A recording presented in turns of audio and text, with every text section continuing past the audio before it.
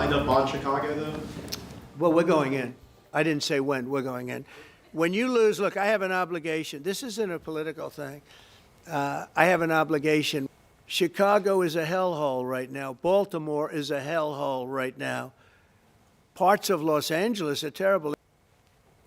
Tonight, President Donald Trump appears to be following through on his threats to send the National Guard to Chicago.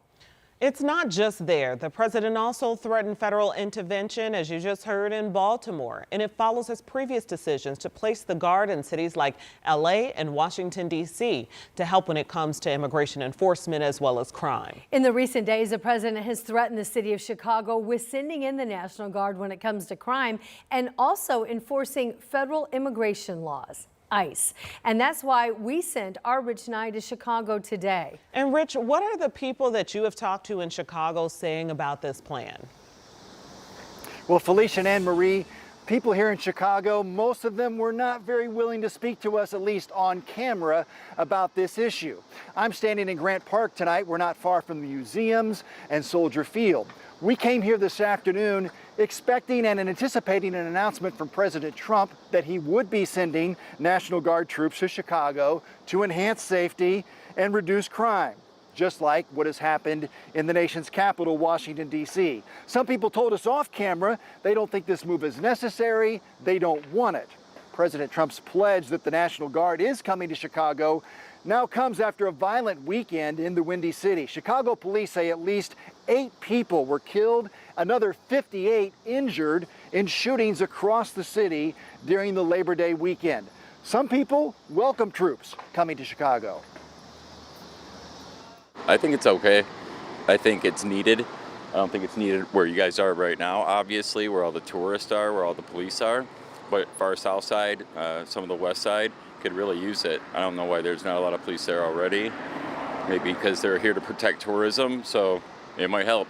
I'm thinking it's a good and bad, 50 and 50, because in a good way, if you walk downtown, like it's not safe. That is also true, because last month it was a stabbing going on, and then gun like something gun happening in my building, and then it was the police is like staying like 6 hours, and then like it's every time, like every week, or someone dead on the street, you know. Lilia Kim is from South Korea and has lived in Chicago about a year and a half. She says the bad part would be the uncomfortable feeling that Chicago is a military state. And I talked to one man from Northwest Indiana who works and commutes to Chicago every day, and he believes that people in some neighborhoods in Chicago would welcome these troops to enhance safety in their very violent neighborhoods. Now, President Trump has not said exactly when the troops are coming, but Felicia and Anne Marie, he says they are coming.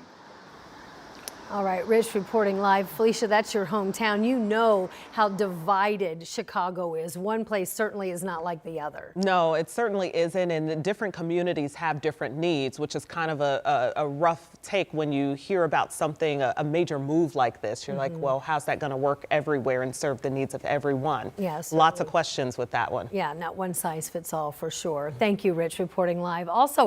Also on this issue earlier today, the governor in Illinois confirmed that ICE agents are going to be working in the state soon. And in the last hour, he also addressed what the president said about sending federal law enforcement to Chicago, calling it, quote, extraordinarily strange. And then he went on to say Chicago does not want troops on their streets. It's also something that he addressed earlier today when having a conversation with our NBC affiliate in Chicago.